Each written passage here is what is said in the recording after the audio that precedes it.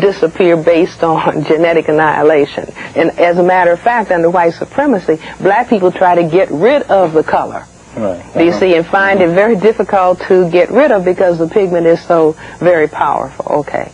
But that, I mean, black people were doing that thinking, well, if we were lighter, maybe there would be less oppression, you see, under white supremacy. But I'm saying that black people do not understand this fear, but I maintain that white people understand the fear. And this is why groups that call themselves Ku Klux Klan, you see, can raise the issue of racial purity and have a lot of people, you see, respond to that. I even maintain that that's what the cross burning is all about. Do you see? I say that the cross, if you I hope we can talk about this in a mature way on television, but if you have a view of the male genitalia, do you see, so you're looking at the testicles and you're looking at the phallus, that if the brain makes an abstraction of that, you have a cross.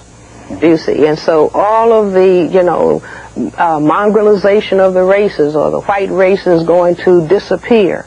And so that is altogether symbolized in a cross, in burning of the cross, do you see, which is a statement of that this is what the black male's genitalia can do, can cause the annihilation of the white race. And so, lynch the black man, castrate the black man. If a black man gets out of line, then burn a cross on his front lawn, do you see, and kill him. I say that these are the deeper issues that are not talked about at the surface level. People say, oh, I never thought about it like that. I mean, I've had white people say that. Oh, I wondered why. I didn't understand why, you see. Now, when every white person hears that, they may not respond, but somebody has to explain the behavior. You mentioned the word castration then. How prevalent is that in world history? That is, people being castrated. Well, I say that is peculiar to white people dealing with non-white people. I mean, there's no record of black men castrating white men. There's no record of black men tampering with the genitals of white men. Do you see? And so if a scientist, a behavioral scientist, would say, well, this is very interesting. Why would this occur? What is behind this behavior? Why this attack on the black man's genitals? And I say that if we begin to understand the fear of genetic annihilation, because what is in the genitals, what is in the testicles, do you see? The genetic material is in the testicles, do you see? And so if I have a fear of being genetically annihilated, then the brain computer will cause me to attack the person's genitals. I even say that what is called justifiable homicide. And justifiable homicide does not refer to, because we don't have instances of black men in police uniforms, you see, so-called accidentally killing a white male. We don't have any record of that. But the record... Say that again. Say that again. See, you don't have a record, or, of black police officers saying, oh, I shot that white male. I thought he had a weapon. There's no record of that. But we have, the record is, gross with innumerable instances of a white male in uniform, could be a 14-year-old black male, or it could be a 45-year-old black male. I shot him. I thought he had a weapon. And then that's called justifiable homicide. Now, I say deeper, what is going on is that within the white male's brain computer is he looks at the black man and he thinks about the black man's genetic power that resides in the genitals.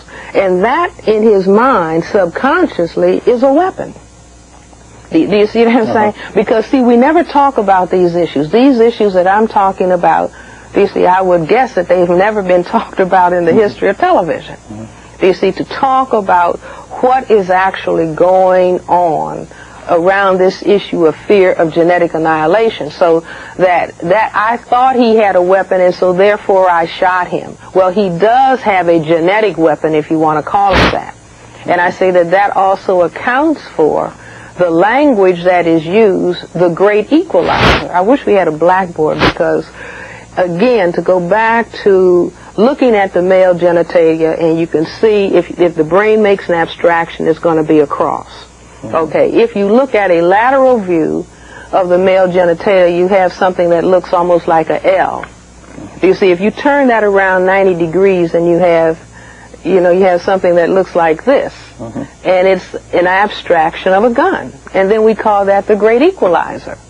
You see, and then it's worn at the level of the genitals and at the hip level. So I say that the brain computer, you see, in the white collective and the white male collective specifically, that if, there's looking at the black male and saying he has a weapon, meaning his genitalia and his genetic material, that can cause my annihilation, and so the brain computer says must create weapon, can do same thing.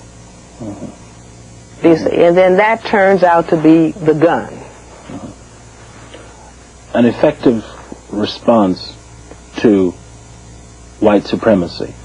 Your opinion on the civil rights movement as an effective response to the...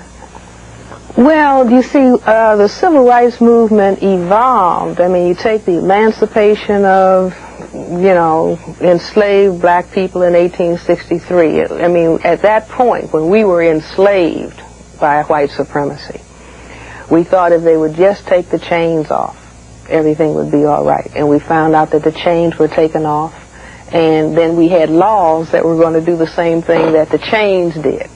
And so the civil rights movement changed the laws. You see, all the laws that justified the oppression of black people and the segregation of the schools and the segregation of public accommodations and all of those things. The civil rights movement changed the law. And so 25 years ago, the laws were changed. And so 25 years later, you see, people are talking about going back and changing the law. I said that's because we don't understand that we have a total system construct that is not simply about laws, that is about white genetic survival. And so the law, if it changes and it becomes more liberal in relationship to the oppression of black people, in a short period of time it has to go back, you see, to a conservative mode, if you will. You see, because the underlying issue is there has to be white genetic survival by any necessary means. With so many of the civil rights organizations being controlled partly by whites, do you think it is possible that they will ever reach the perception that you're talking about? No, because that's exactly why they are controlled.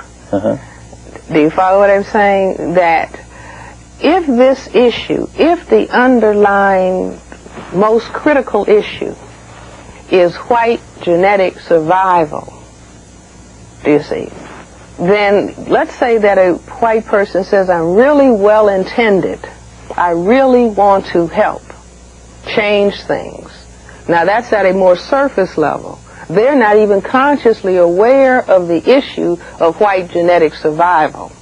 You see, so I want to help, but then I only help up to a certain point.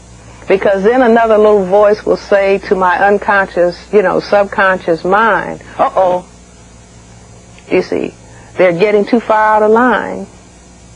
Have to put a brake on it. You see, and at a subconscious level, oh, there's white genetic, there might be white genetic annihilation. Now,